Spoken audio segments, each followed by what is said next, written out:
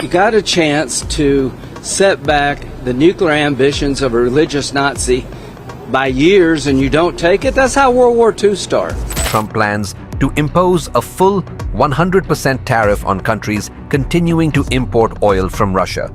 Graham specifically named China, India, and Brazil. Trump is going to impose tariffs on people that buy Russian oil, China, India, and Brazil. Moves ahead with his plan, it would lead to secondary tariffs on countries still buying Russian oil. Imagine a phone call so explosive that a world leader slammed the receiver down in fury. Not fiction, this actually happened. And that single moment triggered a chain reaction shaking Washington, Beijing, and capitals across Europe. In just a moment, I'll reveal what was said and why it sparked a global ultimatum. What we know for now is this. A U.S. official issued a threat unlike anything in decades, broadcast openly, not whispered in secret. Hours later, Beijing answered with a dramatic countermove. Stay with me, because the stakes are climbing fast. And before we dive in, don't forget to like this video. It really helps us reach more people who care about world events. The energy war. To understand this clash, we need context. For over a year, Washington has been choking Moscow's oil revenues with sanctions, hoping to starve the Kremlin's war chest. The U.S. ultimatum. Frustration in Washington reached a breaking point. And then it happened. On live television, U.S. Treasury Secretary Scott Bessent issued a stunning ultimatum. Any country buying Russian oil through China will face a 100% tariff. Not just China, not just Russia, any country. This turned a bilateral dispute into a global loyalty test. Germany, India, Japan, suddenly everyone was on the hook. Europe, already battered by energy shortages, was stunned. Was America really demanding allies risk their economies or face punishment? The president's slammed phone said it all. This was in. But Beijing has been stepping in as Moscow's lifeline.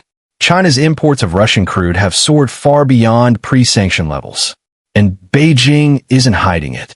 They're expanding those purchases, signaling to the world that U.S. sanctions don't apply to them. Washington sees this as sabotage. China insists it's just sovereign trade, legal under international rules. But here's the problem. Oil is fungible. Every barrel China buys frees another from Moscow to sell. So whether legal or not, it still fills Russia's pockets. The U.S. ultimatum. Frustration in Washington reached a breaking point. And then it happened. On live television, U.S. Treasury Secretary Scott Bessent issued a stunning ultimatum. Any country buying Russian oil through China will face a 100% tariff. Not just China, not just Russia, any country. This turned a bilateral dispute into a global loyalty test.